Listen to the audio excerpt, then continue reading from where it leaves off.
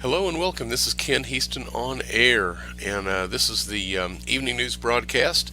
This broadcast is the tale of two pages.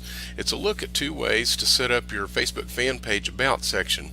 And we've kind of been over this before, taking a look at the About section and the importance of putting all your links in the About section. But tonight we're going to take a look at two different professional marketers Facebook fan pages, how they set up their links, and we're going to take a look and try to figure out why they did it the way that they did it. So that'll give you an idea of how you want to set up your page. So let's get started. Now, this is a friend I made the other day, Bob Shin, and I wanted to feature his page here on the broadcast because Bob is probably at one extreme of the way that we promote ourselves online. And we've been talking about that some, and how that you can put links on your Facebook page so that people can find you. First of all, on the front of Bob Shin's, right here on his timeline, you can see he's got a lot of things pulling through from his About section. He's an internet marketer focused on helping people build an online income. His past is internet marketing and network marketing. So he's got a lot right there on the front of his page about that. Let's go over to his About section because that's where we really want to focus on this. You can see that all his links are public, and he's got a bunch of them.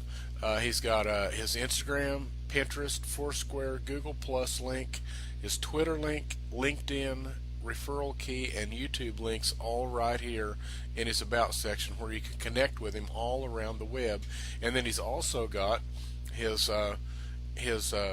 domain, bobshin.com. Let's go see where that goes, because we've been talking about lead capture on our blog. Well, this is kind of interesting because for his domain name, that's all he's got is lead capture. That's it. It's just a lead capture page, and so it's got a picture of him here. And if you click on subscribe to Bob's newsletter, you just get a place to fill in your email address, and that's all he needs. He just needs your email address. He puts you on his newsletter, and this kind of reminds me of what Diane Hochman does. She's just putting a lot of people on her newsletter, and that's really all he wants to do, is connect with you in that way. So the reason that I say that Bob's method is extreme is because he's all over the internet. He's everywhere, and he's meeting and creating relationships from a lot of different platforms here. And I'm sure that what Bob is mostly busy at is just finding and connecting with people. That's about it. He probably spends his whole day just on his mobile phone, just finding and connecting with people. And so he's probably connected with an awful lot of people out there, and I would say from every one of these platforms, he sends them right over to bobshin.com, and they can subscribe to his newsletter. So he probably gets a lot of newsletter subscriptions probably every day.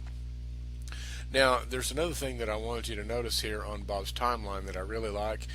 He's made a couple of friends here just recently, and Fabio is one of them. And what happened is, as soon as Bob friended Fabio, Fabio sent back a link. He went and posted a link on Bob's timeline. And what Fabio's done is shot a little YouTube video just welcoming new friends on Facebook, and a little bit about who he is. And I really like this. I haven't seen this much before.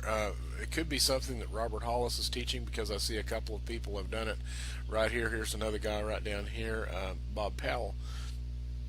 And so what they've done is they've shot a short little video and put it up on YouTube, and then when they make a new friend on Facebook, or probably other places too, they just pop this link right in there, and they have a little short friend thank you for the friend hookup video, and that's really great for face-to-face get to know you type of relationships, which is what we want out of social networking. So I really like what Bob Shin's doing here, and so it's one way to promote yourself online and use Facebook to do it. Okay, so what I'd like to do is compare this to Mark Harbert's Facebook fan page. We've taken a look at Mark Harbert's stuff before. He's a trainer that I follow quite a bit, and this is his timeline. And what I'd like to do is bounce over to his About section here and just take a look at the way he has this set up. His is very brief, okay? He just has a short description for what his page is about. He has his phone number on there, and he has one link, the link to his main website. That's all he has on there. Alright, if we follow that link over, what we do is we notice that we come over to his website, markharbert.com. Now, one thing that Mark teaches is putting lead capture on your blog front and center. Okay, so he's got his lead capture right up here, and that's what he mainly wants to do, is he wants to capture lead information for people coming over to his blog. So Mark Harbert's blog and the way he sets up his Facebook fan page varies drastically from the way that Bob Shin does it. Okay, now there's a reason for that. Mark Harbert's strategy is completely different than Bob Shin's. And so that's my point here on the broadcast this evening, is to point out the fact that how you set up your Facebook fan page and link it to your blog has a lot to do with what is your motivation, what is your business plan for gathering leads on the internet. Bob Shin goes out and he collects leads from tons of different places, brings it into a simple one-page lead capture page, and he just wants to get you to sign up for his newsletter. That's it. Then when you sign up for his newsletter, well, then he can communicate with you further by email. Mark Harbert's strategy, however, is quite different.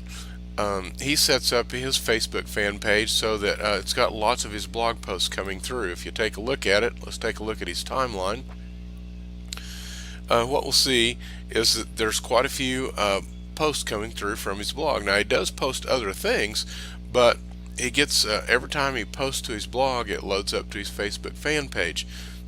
So we're getting a lot of people watching his Facebook fan page and what he's doing there, and then he just hooks it right up to his blog only.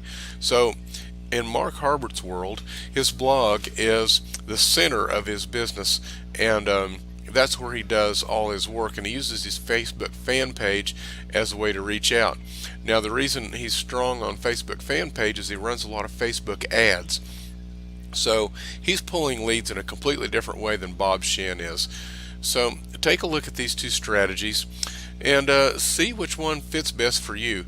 You know, getting some focus on how you want to build your business is the first key to building a good, strong business online and offline also. You need a strategy and you need to follow it relentlessly. So that's what Mark Harbert has done. That's what Bob Shin has done. Their strategies are completely different, but they both really work well.